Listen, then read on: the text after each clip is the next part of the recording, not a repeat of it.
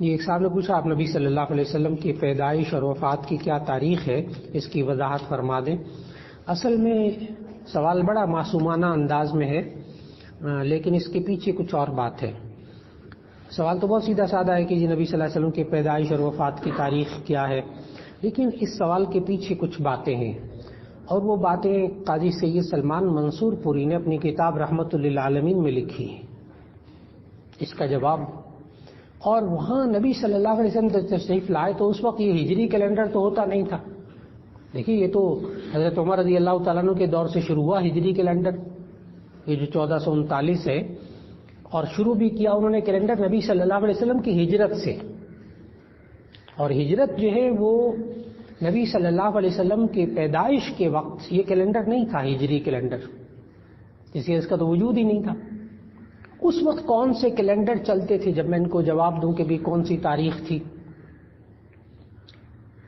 تو آپ کو حیرت ہوگی کہ قاضی سید سلمان منصور پوری نے رحمت للعالمین میں پورا ایک صفحہ خرچ کیا ہے اور تفصیل تو کافی لکھی، اور اس میں گول دائرہ بنایا، گول دائرہ، اور انہوں نے وہاں ثابت کر کے بتایا کہ اس وقت جب نبی صلی اللہ علیہ وسلم تشریف لائے اس وقت 12 کیلنڈر چل رہے تھے۔ آپ سے تو 2 ہی برداشت نہیں ہو رہے، ایک جنوری فروری والا، ایک ربیع الاول اور رمضان والا، دو ہی کیلنڈر نہیں برداشت ہو رہے۔ اس وقت 20 کیلنڈر چل رہے تھے، اور قاضی سید سلمان منصور پوری کی تحقیق دیکھیے کہ انہوں نے 20 کیلنڈروں کے ذریعے تاریخ پیدائش اور تاریخ وفات نبی صلی اللہ علیہ وسلم کی بتا دی ہوئی۔ 20 کیلنڈر، یہاں تک کہ نبی صلی اللہ علیہ وسلم جس سال پیدا ہوئے اس سال دنیا کا ایک اور کیلنڈر چل پڑا۔ نبی صلی اللہ علیہ وسلم جس سال پیدا ہوئے اس سال ایک اور کیلنڈر چل پڑا، اور اس کیلنڈر کا نام تھا عام الفیل، عام الفیل، ہاتھیوں والا سال۔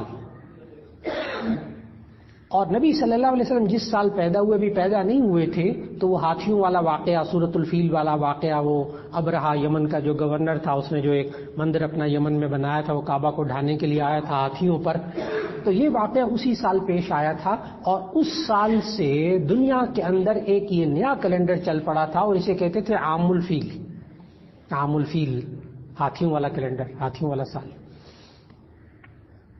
پھر نبی صلی اللہ علیہ وسلم جب تشریف لائے تو ایک اور کیلنڈر شروع ہوا جسے ہمارے سیرت نگار استعمال کرتے ہیں۔ آپ کے ذہن میں بھی ایک سوال آتا ہوگا کہ جی اچھا جی سن ہجری میں نبی صلی اللہ علیہ وسلم فلاں سن میں یہ ہوا، فلاں سن میں یہ ہوا، فلاں سن میں یہ ہوا، تو یہ تو شروع ہی ہوا تھا جب نبی صلی اللہ علیہ وسلم کی 40 سال کی عمر میں نبوت ملی، 40 سال کی عمر میں نبوت ملی، اور 13 سال پھر مکے میں رہے، تو یہ ہو گئے 53 سال، 53 سال، پھر 10 سال مدینہ منورہ میں رہے ہجرت کر کے، یہ ہو گئے 63 سال۔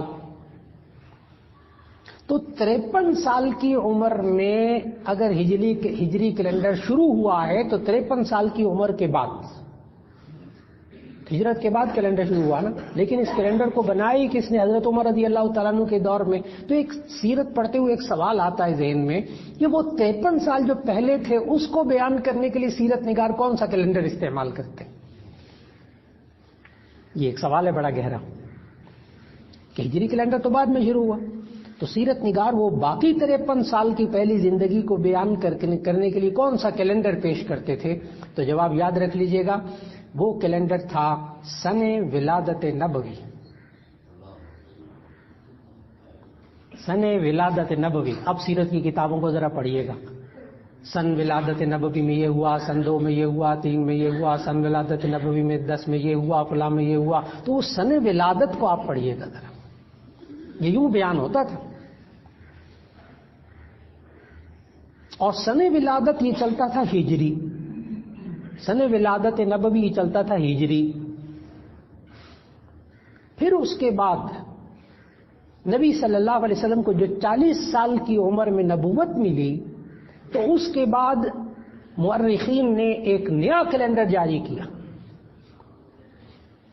نبوت ملنے کے بعد ایک اور کیلنڈر جاری ہوا اسلامی تاریخ کے اندر، اور وہ تھا سن نبوی۔ سن نبوی، چنانچہ آپ کو مدینہ منورہ کے حالات جب ملیں گے تو وہاں مورخ سن ولادت کو چھوڑ رہا ہے اور سن نبوی لکھ رہا ہے. سن نبوی 1 میں یہ ہوا، 2 میں یہ ہوا. تو غزوہ بدر وغیرہ کو جب بیان کیا جاتا ہے سن نبوی، کیونکہ اس وقت یہ ہجری سال تھا ہی نہیں، یہ تو حضرت عمر رضی اللہ تعالیٰ عنہ کے دور سے شروع ہوا. تو نبی صلی اللہ علیہ وسلم کی تاریخ پیدائش اس وقت کے 20 کیلنڈروں کو سامنے رکھ کر قاضی سید منصور پوری نے وہ تاریخ لکھی ہے. پڑھیے گا. اور انہوں نے ایک بات لکھی ہے کہ متفقہ بات ہے کہ نبی صلی اللہ علیہ وسلم کی وفات وہ 12 ربیع الاول کو ہوئی ہے.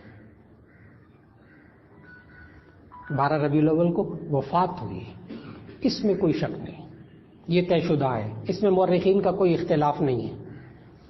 وفات 12 ربیع الاول کو ہوئی. پیدائش کے بارے میں قاضی سید سلمان منصور پوری نے لکھا ہے کہ 9 ربیع الاول. 9 ربیع الاول.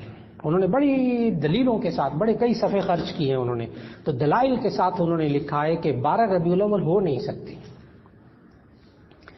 اور اس وقت میرے سامنے میرے شاگردوں میں الحمدللہ ہمارے یہاں باقاعدہ یہ تقویم پڑھائی جاتی ہے. باقاعدہ یہ تقویم کہتے ہیں، کیلنڈر بنانا نا، یہ ایک فن ہے، یہ آرٹ ہے. میرے شاگرد ایسے جن کے بھی بال سفید نہیں ہوئے، انہوں نے آئندہ 200 سال کا کیلنڈر بنا کر کتاب چھپوا کر اس وقت اردو بازار کی مارکیٹ میں مل رہی ہے. آئندہ 2 سال کا، 200 سال. میں نے کہا کہ اس بچے کے بال بھی سفید نہیں ہوئے سر کے. 200 سال آئندہ، ہجری سال، اور یہ جنوری فروری کے کیلنڈر بنا کر مارکیٹ میں ڈال دیے ہیں، اردو بازار میں مل رہے ہیں.